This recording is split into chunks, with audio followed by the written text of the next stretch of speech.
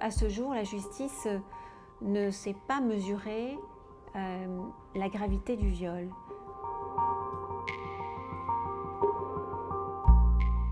Les magistrats ne réalisent pas combien c'est un crime, et si on l'a qualifié de crime, les conséquences sont criminelles.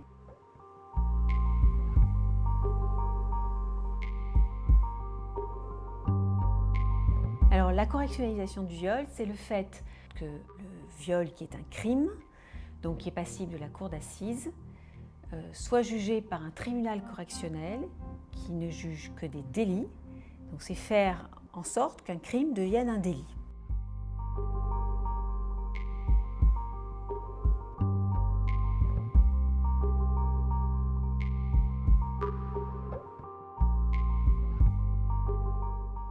On va perdre le sens du mot viol finalement.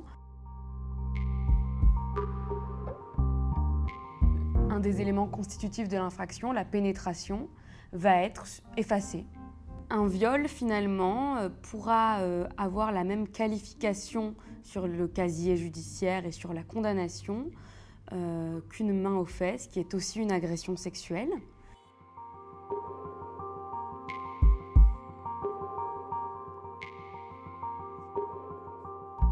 Les peines encourues par le prévenu ne sont plus de 15 ou 20 ans, mais sont entre 5 et 10 ans en fonction des circonstances. L'exposé de l'affaire n'est absolument pas le même non plus, puisque devant un tribunal correctionnel, l'affaire va être évoquée pendant 1 heure ou 2, devant une cour d'assises, elle va être évoquée pendant 2 jours.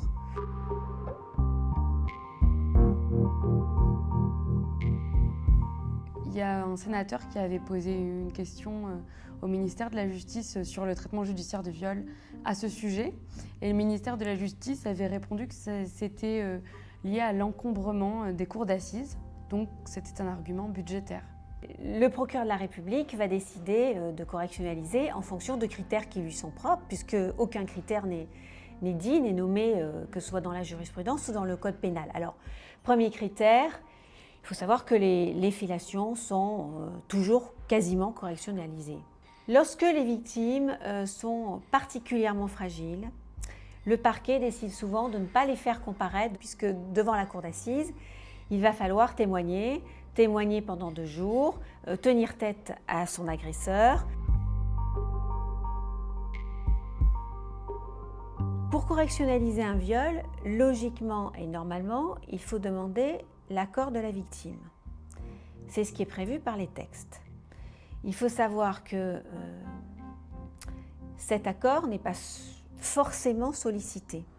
Donc on a des correctionnalisations au forceps, au terme desquelles les victimes se retrouvent devant le tribunal correctionnel alors qu'elles ne l'ont pas choisi. Je pense notamment à 2 jeunes filles qui avaient été victimes de viol simultanément, et il y avait une correctionnalisation immédiate, c'est-à-dire qu'il n'y avait pas eu d'instruction, et le procureur avait saisi directement le tribunal correctionnel pour des faits d'agression sexuelle, donc pour un délit.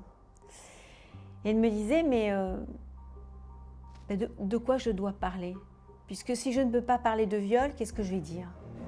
Quel mot est-ce que je vais utiliser ? Et cette absence, on leur vole le sens de ce qu'elles ont subi.